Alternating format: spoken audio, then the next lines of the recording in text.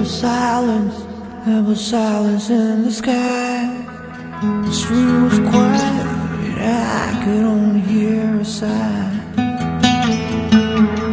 The world stopped turning for a little while. Mother Earth came slowly first and harshly swept away my church.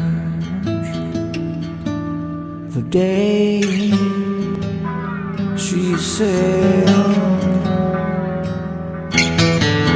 I told her I would take the bow right down here to where the